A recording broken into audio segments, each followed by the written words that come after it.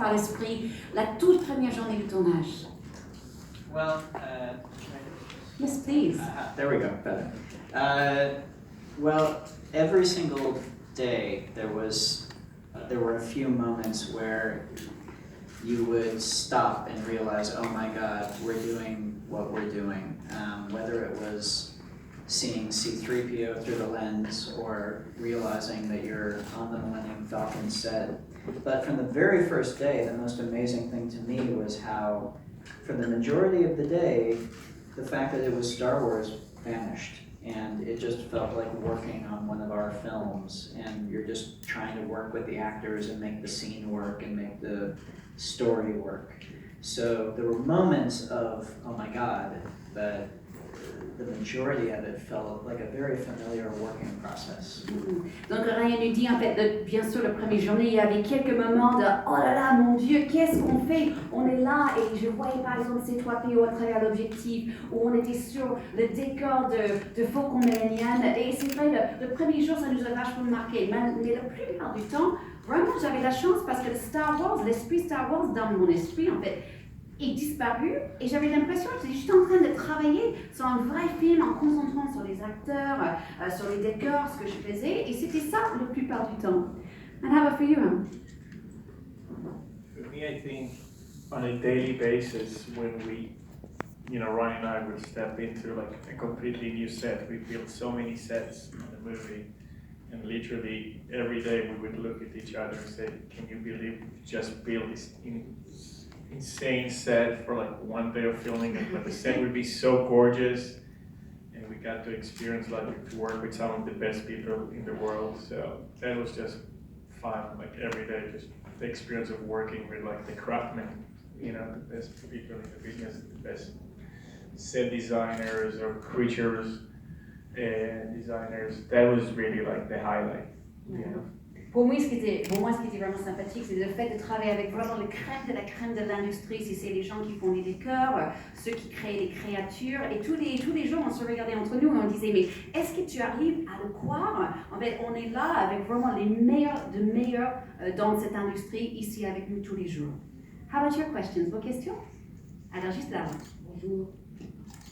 Bonjour. J'aimerais savoir, vous avez réalisé les derniers Jedi, évidemment, mais vous l'avez aussi écrit. J'aimerais savoir si vous avez eu une totale liberté sur l'histoire ou est-ce qu'on vous a imposé une ligne directrice. Okay. So Ryan, a question for you. Obviously, you directed the movie, but you also wrote it. And his question is, did you have complete freedom, or was there some sort of line that you had to follow that was imposed upon you? No, we had freedom coming into it. I was given the script for The Force Awakens, and I was able to see the dailies that they were filming. And then it was just a matter of figuring out what happens next, what happens next with these characters. And we were able to very freely and organically figure out what made sense and where it goes, which I think was the best way to approach it. And it made the writing of it feel, for me, very similar to the writing of my other movies. Non, en fait, on avait une vraie liberté à 100%. Et en fait, j'ai eu la chance parce que j'ai pu lire le scénario de Le Réveil de la Force. J'ai pu voir un petit peu quand il tournait au fur et à mesure sur ce film.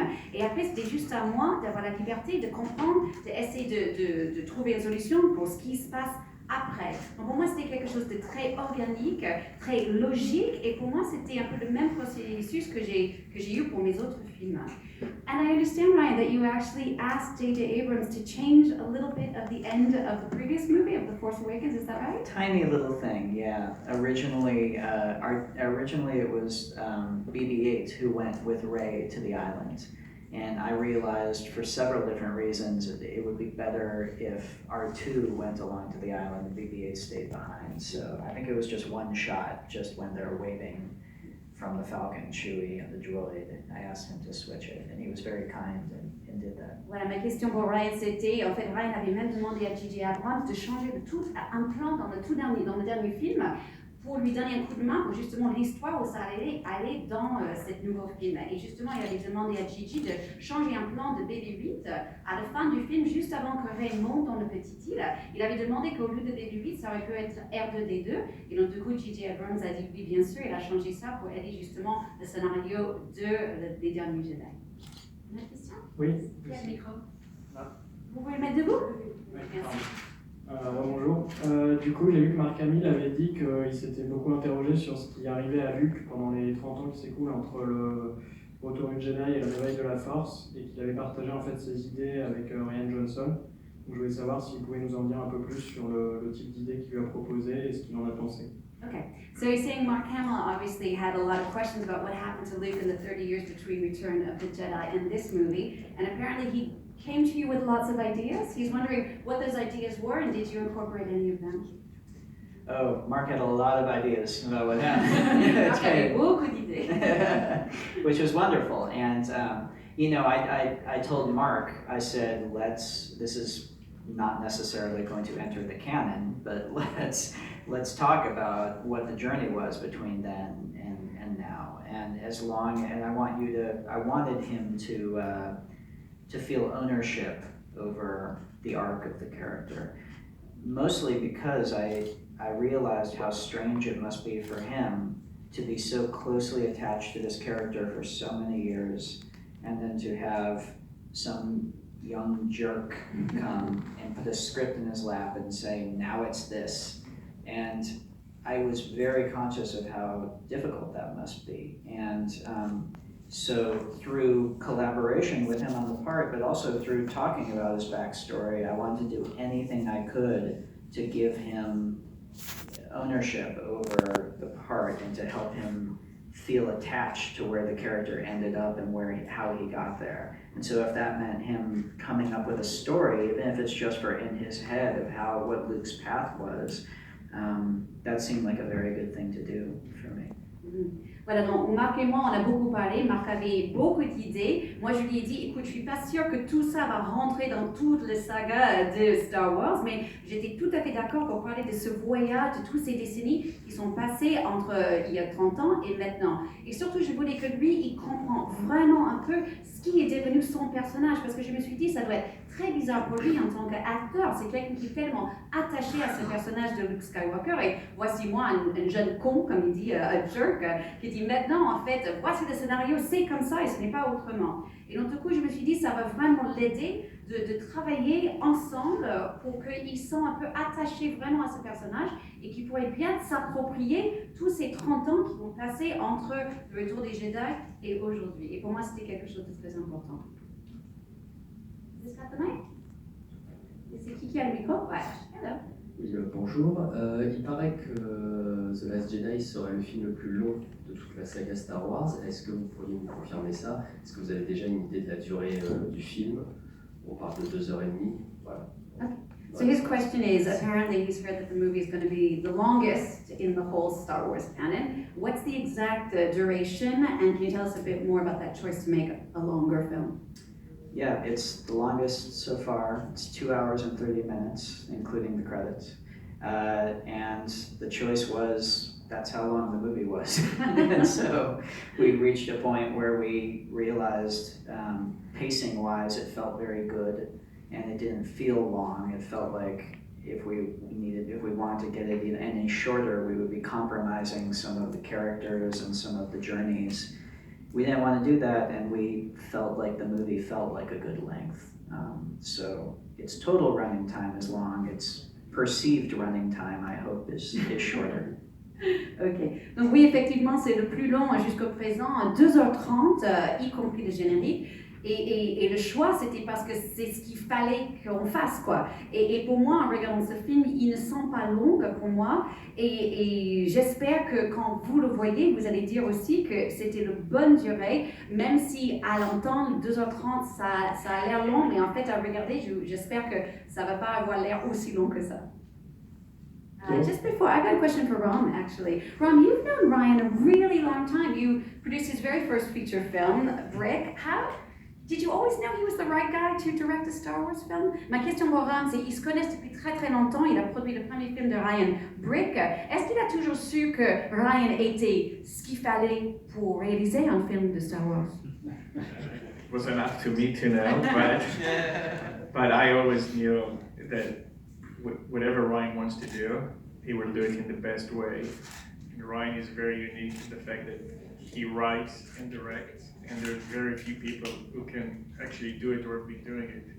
So I think it was very easy for Kathy Kennedy and people at Disney to realize, okay, we've got a guy here who's going to write and direct, and at the same time, he can articulate everything that he wants, and every choice he makes is very purposeful. And so as a producer, or if you're a studio, it's like a no-brainer.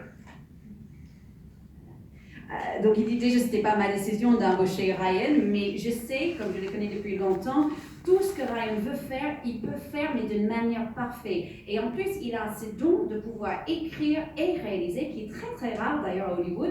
Donc pour moi, c'était assez facile pour Kathleen Kennedy et tous les studios Disney de lui avoir choisi. Et surtout, ce qui est très très fort chez lui, c'est qu'il peut vraiment bien exprimer chaque chose et chaque choix qu'il fait. Il y a une raison derrière ce choix. Donc c'est clair, pour un studio, c'était une évidence. Qui a une question? Allez ici. Hi, I'd like to know how was your work with Steve Yedlin, your director of photography? What did he bring to the Star Wars universe in terms of color and choices and stuff? Et en français, donc, la question sur le directeur photo, Steve Yedlin, comment ça s'est passé par rapport à ses choix? Thank you for asking about Steve. Steve Yedlin, my cinematographer, we've been best friends since we were 17 years old. We met in college on a student film set, and we've been working together a long time. And so just having Steve along with me on this journey meant so much emotionally. And also, he's an incredible cinematographer, and we looked at The Empire Strikes Back as a visual reference for the lighting. And we looked at how they took risks in that movie with the lighting and how dark they went in certain scenes and how moody they let themselves go. But at the end of the day, we also knew we couldn't just copy the visual look of another Star Wars movie. We had to make something that felt good to us. And so we tried to find a balance between those two.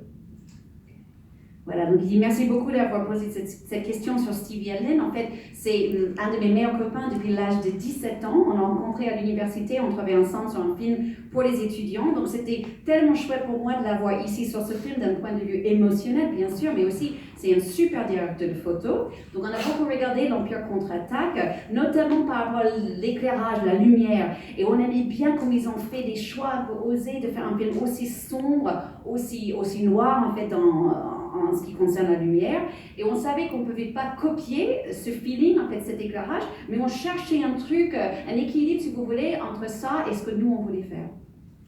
Une autre question? Allez, ici. Hi, nice to meet you. I can't wait to see the movie. So my question's for both of you. Obviously, Star Wars makes people talk a lot. Like, there are so many theories on the internet. So I was wondering, have you heard like any of them? And if you have, what is the craziest thing you've ever read, or what's your favorite? Donc la question sur les théories et les rumeurs, et quelle est la théorie ou le rumeur le plus foufou qu'ils avaient entendu sur eux-mêmes et sur le projet? Go ahead, Ryan. No, I stopped reading them a long time ago. Ram dit j'ai arrêté de les lire il y a longtemps. I read all of them. Ryan dit je lis tout, absolument tout. So what's the craziest? C'est quoi le plus fou? One of my favorite ones was when people were trying to figure out who Snoke was. Who is Snoke? And do you remember I think it's in Attack of the Clones, where Anakin is having dinner with Padme, and he slices the fruit, and someone took is it the pear or the peach or the apple? Yeah. Do you know with the knife he like cuts? Yeah, I don't know how to say it. Yeah. And so somebody took a picture of the sliced fruit and lined it up with Snoke with his scar on his head and said, "Voila, figured it out." Ça, c'est très drôle. Donc, il dit le préféré qu'il a lu, c'était par rapport au méchant Snoke. Vous vous souvenez, dans l'attaque des clones, il y a une scène où il y a Anakin qui est en train de manger avec Padmé. Il est en train de couper avec un couteau un fruit. Il ne sait pas si c'est un pêche ou une poire, quelque chose. Et quelqu'un a pris une photo de ce fruit qui était coupé. Il a mis à côté d'une image de Snoke avec son cicatrice. Il a dit, et voilà, c'est ça l'origine de Snoke. C'est ce morceau de fruit. But obviously I was upset because we had to go back and do reshoots. J'étais pas du tout content parce que vous comprenez, il fallait quand même aller tout refaire la scène à cause de ça. Bon, qui a une autre question? Voilà, qui a une quoi? You mentioned Attack of the Clones. What role plays the prequels in your conception of Star Wars and in the realization of the script of your movies? Voilà, donc des questions sur le rôle de la prélogie, en fait, si vous voulez, les 3 premiers films, l'influence que ça a eu sur les derniers Jedi. Well, they're a part of the backstory that we're dealing with, and they're a part of the saga, a big part of the saga, and so you know they're a part of our story as well. It's very interesting the relation of the prequels to the original films. For people my age who grew up with the original films and feel close to those, for me it's wonderful to see fans online who were kids when the prequels came out and who those movies are to them what the original movies were to me. So yeah, so anyway, but it's all part of the saga that leads up to this, so it's all in there. Voilà, donc tout est lié, effectivement, en fait, ça fait tout partie d'une très grande saga. Et en fait, pour moi, ce qui est assez intéressant, c'est la relation que les jeunes fans ont avec cette prélogie, comme on appelle. C'est un peu pareil de ce que moi, les gens de mon âge, la relation que nous, on a avec les 4 films originaux. Donc j'adore voir ces fans qui sont tellement excités sur cette première, en fait, prélogie, que moi, je suis sur les 3 films originaux. Et c'est vrai, ça fait juste tout partie d'un grand arc dans l'histoire, comme ça. Réaliser un Star Wars, ça doit être une aventure tous les jours, on voit des choses vraiment différentes tous les jours avec les créatures, les décors. Est-ce qu'il y a une journée de tournage qui vous a marqué plus qu'une autre? Okay, he's saying it must have been so different every single day on the shoot, but was there one day in particular that really stands out in your mind? I mean, you're right, every single day. I'll tell you, it's funny. I'll speak to one day that wasn't on the shoot. Oh. But that was when we were working with John Williams, and we were on the scoring stage, and we recorded the opening fanfare. And to be there with a 100-piece orchestra, with John Williams conducting, and to be as close to the orchestra as I am to you, and feel that music hit your bones. It was amazing, and at the end of a process that had been filled with magical moments, that was just maybe the topper. Voilà. Donc il dit, je peux vous parler en fait d'un jour qui n'était pas sur le tournage, c'était quand même un jour de travail. C'était concernant John Williams, le compositeur de la musique. Donc on était sur le plateau en train d'enregistrer justement sa musique. Il était en train d'enregistrer l'ouverture du film.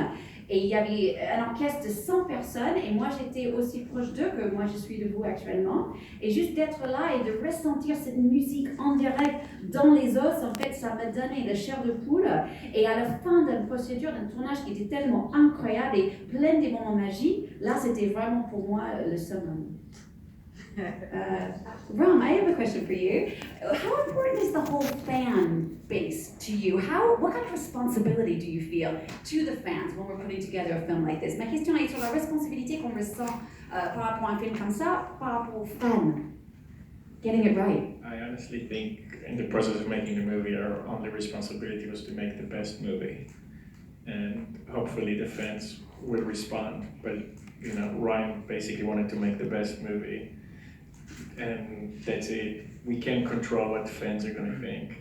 You know, we clearly hope that they will respond to it. But while you're making the movie, all you're thinking is actually making the best movie that you can. Voilà, donc il a dit en fait, pour moi, la seule responsabilité était vraiment de faire le meilleur film que je pouvais, et on ne peut pas contrôler ce que les fans vont penser, vraiment, on ne peut pas. Tout ce qu'on peut penser au jour le jour, c'est comment faire le meilleur film possible. Une autre question? Voilà, oui, je rebondis justement parce qu'il n'y a pas seulement les fans, pardon, il y a aussi vous deux, et comment vous vivez ça? Parce que c'est quand même assez stressant, il y a beaucoup de pression. Personnellement, en tant que producteur et réalisateur, quels sont vos ressentis justement par rapport à cette sortie où on va tous vous lyncher en fait globalement à un moment donné? So the question is not just, kind of going off the back of the fan question, but also in regards to yourself, like what kind of personal stress do you feel in the run-up to the release of this film, and how are you handling it, both of you? I like how your Harry Potter owl looks like a porg. Elle dit qu'elle aime bien comment votre chouette Harry Potter ressemble à un porg. Avec un air. That's good. Yeah, stress. Stress. Yes. Back to stress. Yes. Well, this is the stress began when we finished the movie. For me, during the making of it, I could just hide in the process of making the movie. But the instant we finished it, and I realized the countdown had started until everyone sees it, then suddenly I started getting nervous, understandably. So, but I know I'm very proud of the film. I think we all are, and I hope fans will love it. But I think it's unavoidable to be nervous when you're putting something you care about out into the world, and knowing, having been a fan myself for the past 40 years, knowing how deeply people feel about Star Wars, you don't want to let them down. So we'll see. Voilà, donc en fait, pour moi, le stress a commencé lorsque le film a été terminé. Pendant qu'on faisait le film sur le tournage, j'ai pu me cacher un peu, ça me travaillait pas trop. Mais le moment qu'on a fini le tournage, là, je sentais vraiment le décompte démarrer. Et c'est vrai, je suis très très nerveuse, j'ai peur. Je suis fière, bien sûr, je suis fière de ce film, mais comme moi aussi, je suis fan de Star Wars depuis 40 ans, je veux vraiment pas décevoir les fans, et c'est vrai, ça me pèse pas mal. Qui a le micro? It's a double question. Have you ever received advice from George Lucas? And I want to be a director. Excuse me. I want to be a director movie. And have you ever advised for me to direct a movie one day? Voilà, donc il voulait savoir s'il a eu des conseils de George Lucas, et aussi il veut être réalisateur, et il veut savoir s'il a un conseil pour lui. I got to have a conversation with Lucas at the beginning of the process. It was just very general, and he was very supportive, but he wasn't involved in the process of actually making the movie. But he's been, I went to USC, the film school I went to, because I read a book about George Lucas. I grew up with him as a hero of mine. And then the only advice I think that matters is to make movies. Start now. Start this afternoon. Get your friends and use the phone that you're taking a picture of me right now with, and make a movie with it if that's what you have. I really think that, I think many times when film students or people who are starting out ask for advice, they want to know how to break into the business. I think that's the last thing that should be on your mind. All you should think about is making your own films, getting better at it, and developing what you care about and what you want to say. And if you develop that, and if you get to the point where you're making things on any level, even with a little camera like that come from you and are interesting, people will see that, people will notice it. It's still the rarest commodity right now, is somebody with a voice who can make something that makes you pay attention. Voilà, donc il a dit, j'ai eu une longue conversation avec George Lucas, mais c'était assez général parce qu'en fin de compte, il n'était pas vraiment sur le tournage, il n'était pas là du tout d'un point de vue quotidien, ni jour pour jour. Donc vraiment, c'était juste un truc un peu général qu'on a eu tout au début. Mais en fait, pour moi, c'était quelque chose d'énorme d'avoir cette conversation avec lui, parce que moi, je suis allée à l'université USC en Californie, à leur école de cinéma. grâce au fait que j'ai lu un livre sur George Lucas qui était lié à cette université. Et quant au conseil que je peux vous donner à quelqu'un, c'est commencer maintenant, faites des films, utilisez n'importe quoi, même vos petits iPhones sur lesquels vous êtes en train de prendre une photo, juste faites des films. Et souvent, quand les gens me posent des questions sur comment on démarre, j'ai l'impression qu'ils veulent dire comment on démarre dans l'industrie, en fait, comment on est sur une opportunité. Mais en fait, il ne faut pas du tout penser à ça, il faut penser à faire des films, vos propres films, faits à votre manière, avec votre propre voix, parce que c'est ça qui est tellement rare aujourd'hui, les vraies voix un peu originales, différentes. Donc cherchez votre voix et faites des films. Ici? Hi. So did the story change a lot between the first version of the script and the end result? And did you ever give up an idea because you feel that it would dislike too much to the fan? Donc, est-ce que la première version du scénario est très différente que la dernière version? Et est-ce qu'il a déjà abandonné une idée parce que justement, il avait peur que les fans n'allaient pas aimer? The basic story did not change much from the first version of it to the end, but of course, like with any story, all of the details and the way that we get from A to B, they change constantly through the whole process, even to the last day of editing, we're still making changes. So normal, like any movie.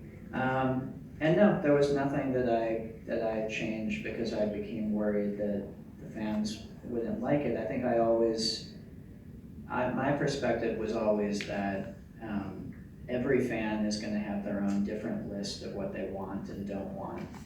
And I know for me as a fan, I would have the same thing if I wasn't making this movie. But the only thing that every fan wants is a good movie. And the only way I know how to make that is to not second guess my own creative choices, but to just trust that. And so I tried to create a little bubble for all of us and just say, we're gonna make ourselves happy. And then hopefully that will please some other people as well. Voilà. Donc en fait, non, l'histoire basique n'a pas beaucoup changé, mais bien sûr, les petits détails, ça change au fur et à mesure, mais vraiment jusqu'au dernier moment du montage, on était en train de changer les tout petits détails. Mais j'ai rien changé pour les fans ou à cause des fans, parce que je sais que chaque fan a son propre liste de ce qu'il aime ou ce qu'il n'aime pas. Et c'est pareil pour moi. En fait, le seul truc sur lequel tous les fans sont d'accord, c'est qu'ils veulent un bon film. Et la seule façon que moi je pourrais leur donner un bon film, c'était de me faire confiance et de vraiment créer une petite bulle sur le tournage et espérer que en fait, je suis en train de faire le meilleur film que je peux faire. Oui, ici. Hi. Oui, on n'a pas encore parlé depuis le début de Carrie Fisher, qui malheureusement vous êtes la dernière personne qui l'aura filmé. Est-ce que vous pourriez nous dire quelques mots de cette collaboration? Et quitte à parler de légende, justement, vous êtes un fan de la saga Star Wars, vous arrivez sur Star Wars au moment où Han Solo s'en va. Est-ce que c'est pas un peu frustrant d'arriver sur la saga juste au moment où une des icônes la quitte? Okay, so a two-part question. First, just if you could say a few words about Carrie Fisher, working with her on this final film before she died. And also, a second question, talking to your fanboys, if you like. It was frustrating to come onto the movie when Han Solo was no longer there. Well, Carrie, I mean, I'm so sad that I only got to know her for this amount of time. I'm so happy that I got even that, just personally. And then in the movie, I am very thankful that we have a beautiful performance from her in the film. And I hope that for fans who are all dealing with their own sense of loss, of losing this character, and Carrie is someone that they've seen throughout the years in interviews and had their own, relationship with in a way. I think the fans are all dealing with their own loss, and I think some of the scenes in this movie are going to mean a lot to the fans. I hope so. I hope so.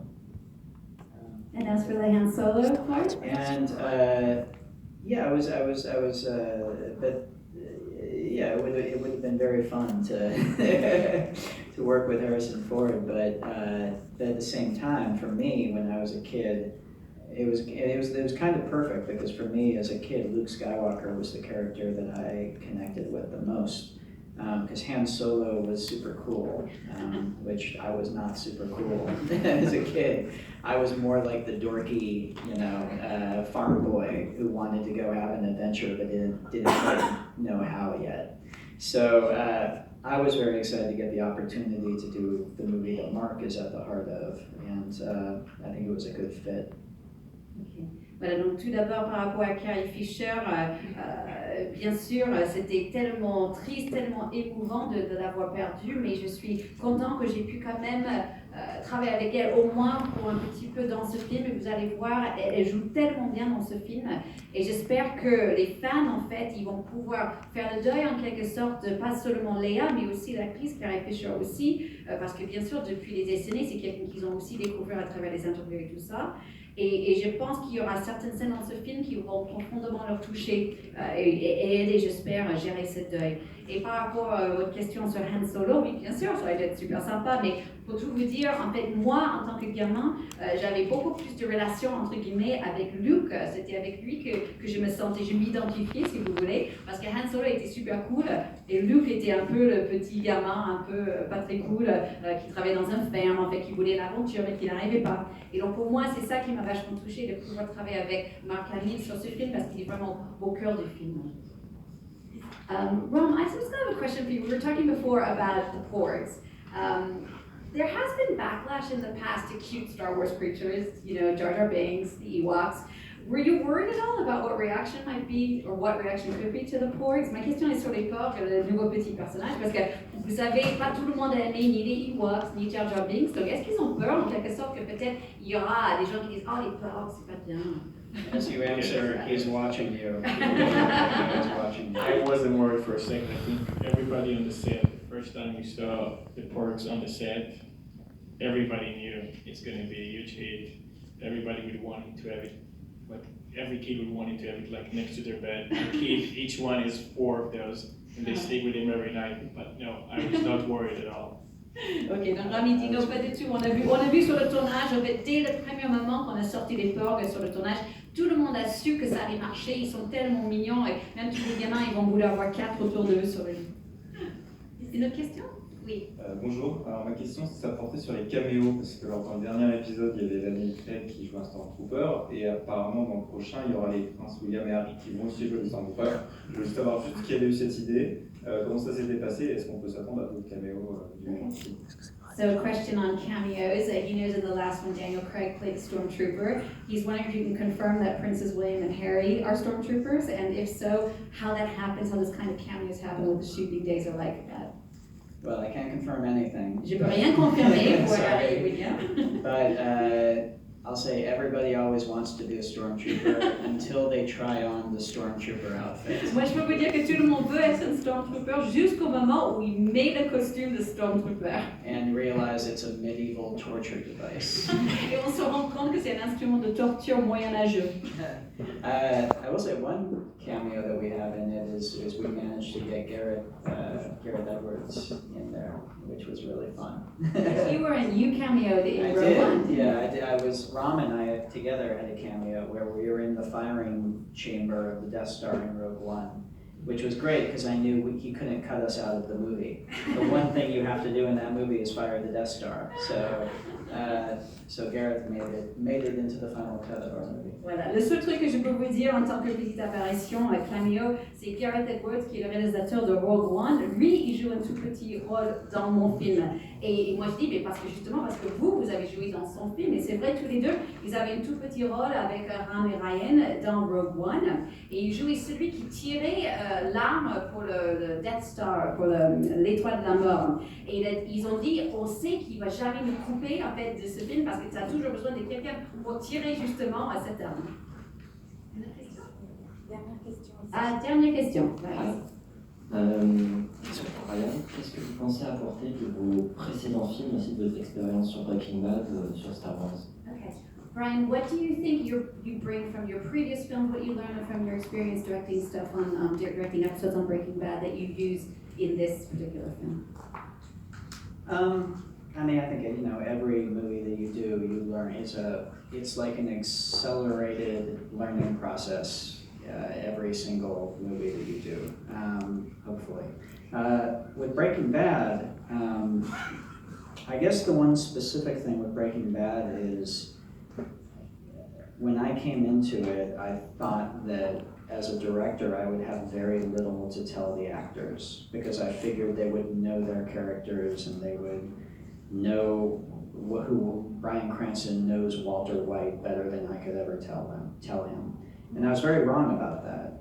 The truth is that they may know where the character has been, but they don't know where the character is going. And you're forging ahead into new territory with every episode.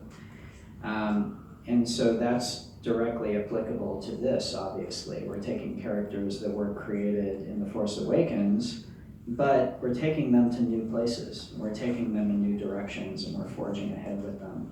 And I realized that's a process, and that was similar to Breaking Bad, I suppose. And also all the crystal meth in The Last Jedi. That's what the red crystals are, is crystal meth. We haven't revealed that yet. It's a variant of the blue.